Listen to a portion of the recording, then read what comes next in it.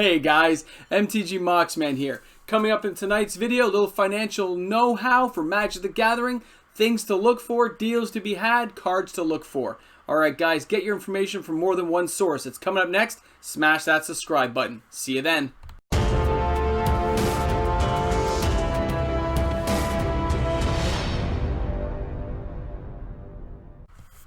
Hey guys, welcome back. MTG Moxman. How you guys doing? Hope you're having a great evening. We're in for a little bit of information tonight, a little more on the serious side of things. So we've just had Commander Legends released. It's been amazing. We've enjoyed it. I've seen boxes been opened. I've opened many boxes. They're on this channel. You can take a look. I've had sponsored openings. It's been amazing. But now that the dust is settling and these cards hit the market and we're all kind of like, wow, they're here now, right? This is our chance now to kind of like look around and say, what comes next? Well, we're at this fourth quarter. We're at the end of the year. Next set coming up in January is Kaldheim is already coming. I've already seen pre-releases for sale on other sets because stores move their money to the very next product. They're churning and burning. They're taking their 30 bucks a box, 20 bucks a box, times 1,000 boxes they sell, and they just keep moving on to the next product. But guess what? That is not the case for me and you. That is not the case for every average person who's buying Magic cards. Most people cannot afford to go out and buy box after box. That's not how we're built. We want to be built that way. We want to be able to crack those packs. They are fun. I mean, think about it. If you looked at my box openings, I opened over 1,500 bucks worth in just one afternoon of a couple hours. That's insane. That's paychecks worth for most people. Thank goodness they weren't all mine, right? The ones I got lucky in. But not everyone's going to get lucky. So when you look at the products you're going to buy, you have to know what you're looking for. If you're new to this channel, I do a lot of stuff in this channel. I don't stick to one topic. It's not my style. But I do cover a lot of the financial stuff. I'll answer questions as you ask. Make sure you hit the subscribe button. If you're new to the channel, find me. Find some friends. Subscribe. I don't just do giveaways. We do a lot of crazy stuff. And one of them is make money in Magic. Now, I'm not one of the big guys. I'm not Rudy from Alpha Investments. I'm not Tolarian Community College. I am none of those guys. I am not Bad Boy Gaming. I'm not lucky enough to get in early on the ground floor in Magic and get this party started that way. But I do have a lot of fun. I do enjoy talking to people every day, and I answer every comment. So this video tonight, I've already kind of warned my patrons on my Patreon account, so they already had a heads up. But I'm going to give a little information tonight about a few things to keep an eye out for. Okay, just my own personal thoughts. My gut is usually not wrong. My old videos you'll all see. My gut, strong gut, tells me what to do. So, the reason I'm called MTG Moxman is because I love Moxes, of course. They're my favorite cards in the game. Mox Amber being particular. And I have a lot of them. But tonight we're not talking about those cards. Because they're already mine. You can't have any. We're talking about the new set that just came out. We have Commander Legends.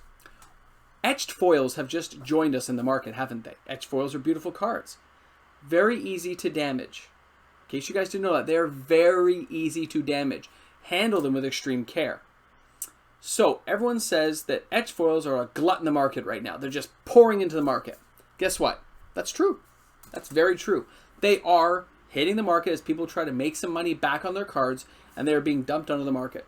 The race to the bottom, as they call it. How fast can we get to the bottom of that price range for people to buy them? So, if you have etched foils, you can dump them on the market if you want to make some money back.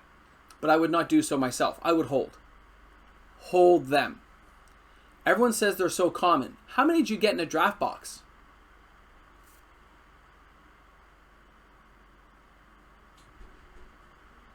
You got one or two. In every draft box, there's only one or two. Now, of course, in a Commander Legends booster box, of those 12 packs, you're getting 2 a pack. That is crazy to get that 2 a pack. I totally agree with you. 2 a pack is amazing to have. But let's be honest. How many Commander Legends boosters were there? 100,000?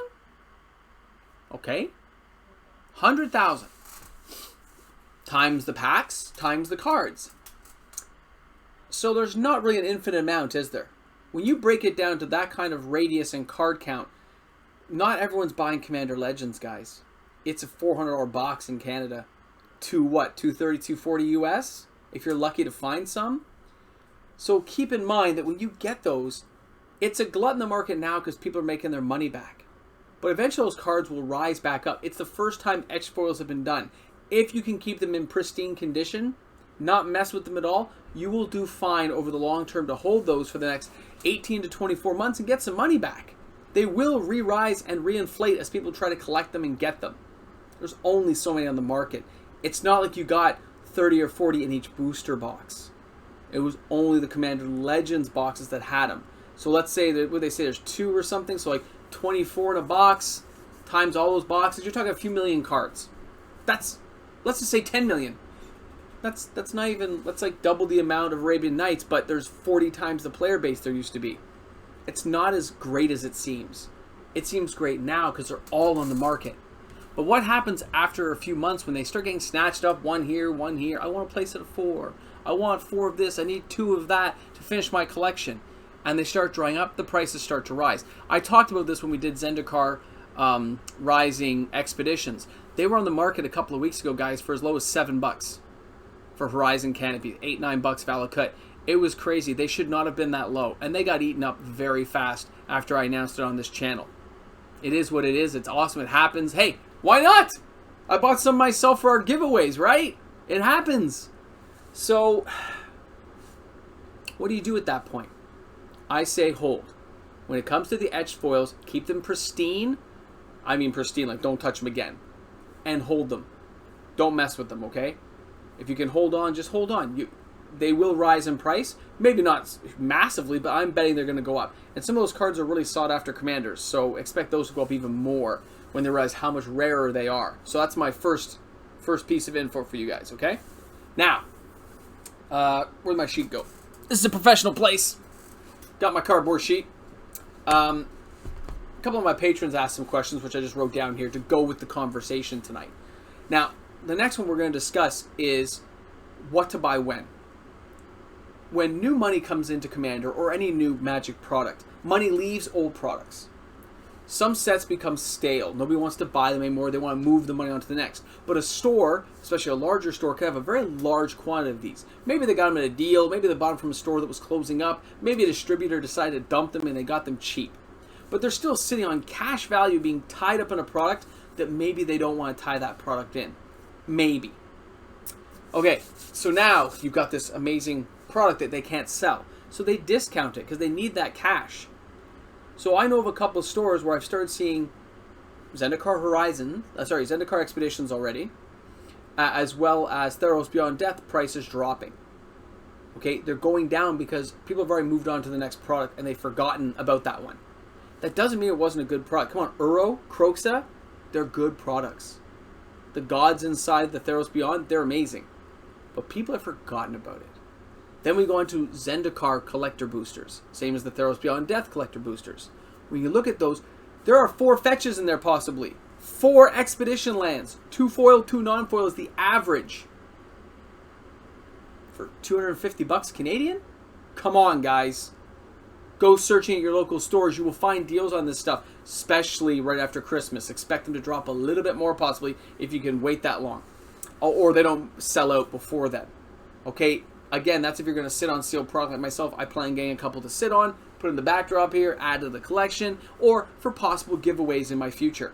I like to give cards away, especially when people don't have the money to buy them. I like to help people out. That's what I like to do here. So I want to be able to do that. And I'm telling you, those are a good buy if you can find them cheap. If you need to know where, you got to look. You can't expect me to do all of it for you, but they're out there. In Canada, they're out there. Trust me. They're out there. Especially the bigger stores. Now, if you don't have the money to buy, I understand why you wouldn't. But if you have a little extra cash and you can spend a couple $100 on a collector booster box, just sit on it. Wait a few years, probably 3 to 7 years. You can double your money on that if you can sit on it that long. I know it is hard to sit on sealed product. I'm very good at it. Most people are not. I mean, I even have to sit on some sealed product for friends. It's right down here because they're too afraid to open it, so they give it to me so I can hold it for them. Not crazy? But it's what you have to do sometimes to make money in Magic. You have to be able to sit on stuff and not open it. Save it. Just save it, okay? But those prices, those deals are because Commander Legends came out and people forgot how great older sets were because just, look at my hand, they're just churning stuff out all the time. And they're not giving us a chance to breathe with a product like they used to. Now, for wearing to buy these sets, the big box guys, not the little corner guys. Think about 401 Games, Face to Face. They had amazing deals at times where you could buy this stuff. That's in Canada, right? Sorry about that. I had a few people from my first video coming in and tell me that I had no sound on the video I just put up for the sponsored box opening. It was so weird. I couldn't fix it anyway, so at least not right now, unless I reload the entire thing. But anyway, back to business here. So the big boys like that will have the deals. The small retailers will never have deals on this stuff. Now, somebody asked me, and their patron question was like, the boxes versus the blister. Now, the blister are the small packs that get sorted out, broken down from boxes, and then put into small little sealed packets. You get like Walmart, Target, that kind of thing. They can be hit or miss entirely. They're prone to theft, which is why a lot of the stores yank them out right now. Yeah, there could be thousands a pack. That's still not a lot, though. If there was thousands of packs of these blisters, that's still not a lot in the world of Magic, right? And they overcharge like a sickening amount at those stores compared to your local store. So I usually don't buy from the Walmarts of the world just because it's so overpriced. And it's not actually run by Walmart. It's run by a little independent card thing that does all the stores. So I'm not big on those. I've done little versus matches in the past where you get to see which one does better, but you know, they can be hits. And I've heard that they're seeded better. I think they're just taking off the same run. Just, you know, I think they are. So I don't see much comparison difference between those. When you're buying a collector booster, I prefer to buy the sealed products. Now, some people later on will buy those, though. Some people will buy the little blister because it's cheaper to buy, right? I mean, imagine 8 years from now, a Throne of Eldraine collector box is like $1,000, right? Where a blister might only cost like $200 because there's only 2 packs in it. So people may decide to go that route just to say they have one, as opposed to buying a whole box, which costs a fortune, or going with friends to break it down. So something to keep in mind when you're looking for those kind of things of a blister versus a box, right? Depends on what that person's after and the market you're trying to attract, if you're trying to resell it all. Some people just like to collect it and hold it. I tend to buy and sell because I do like to keep it and it looks pretty and I do love it. But at the same time, I still have to pay for everything. I have bills and a life and my wife, my kid, a family, a house, bills. You know how it is. So when you're thinking of buying and selling, guys, it is for long term. So it's only if you're willing to put up with a very long time of holding on to something. Now, the last thing I wanted to mention in this video is the fact that cards come to the end of their life cycle and they rotate out. Wizard stops producing them. Now, I warned people several months ago, way before some of the big boy channels out there that we've talked about earlier, that these sets will be worth more money later. Throne of Eldraine, War of the Spark, Theros, Ikoria. These guys are not getting second runs. They're not going to go into their third, fourth printings because they're too busy moving new products out. They're going to let some of these things go to the wayside. It's unavoidable. Throne is already done from what I've heard. I watched Alpha Investments video on it, but I already knew it was coming. We already knew with all the stuff going on in the world and with shutdowns and stuff in various countries that of course there was going to be shortfalls in some of the older products that they can't refill. They're just going to let it run out, guys. I knew that before Rudy did. I told you guys this. It just makes perfect sense that it will close down and end early. Right? So keep that in mind. Those products I just named, those 4, all those will be worth more money later. So buying a box of War of the Spark, buying a box of Ikoria, even Theros Beyond Death, if you find it on sale at some point, grab a box and hold on to it. It will be worth money. Right? And of course, Throne of Eldraine was an amazing set, guys. Remember the little video with the little gingerbread people and Garrick? Come on. It was awesome. So expect to see that kind of stuff go up in value as our nostalgia goes on. War of the Spark was an epic battle. If your imagination didn't take you to that world to see that massive battle on Ravnica, how could you not? All those planeswalkers are all those people battling. Nicol Bolas, come on, Liliana, Gideon dying. It was crazy. That stead is going to hold nostalgia the same way Dominaria did. Dominaria is worth so much now, guys, because it was a shortfall printing. Throne's going to be the same way. War of the Spark for sure.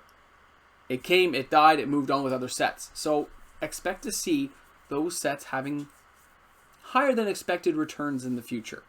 So I hope you guys are paying attention to this. I hope people take my advice.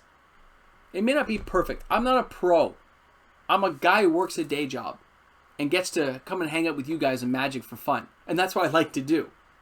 I really do enjoy the time here. And I'm by no means a financial guy, okay? I've just been playing this game a very long time, and I've had my ups and downs, and I'm trying to help other people avoid the pitfalls I had and stick with it. I've been playing a long time, like a long time. And I've just managed to hold on to a lot of product and not sell stuff because I like looking at it. Like artwork, come on. Stuff's like art. Look at Visions. Look at that old logo. That stuff's cool, man. So when I see that stuff, it's awesome, okay? It's totally cool. So I hope you guys can appreciate that the same way I do. And the fact that if you want to have product and hold on to it, it's the best way you can do it is to look for the stuff on sale. Even if you don't personally love it, it doesn't mean it's not going to be worth more money later. And it's a 5 to 7 year window generally, maybe even as high as 8. So keep that in mind, okay?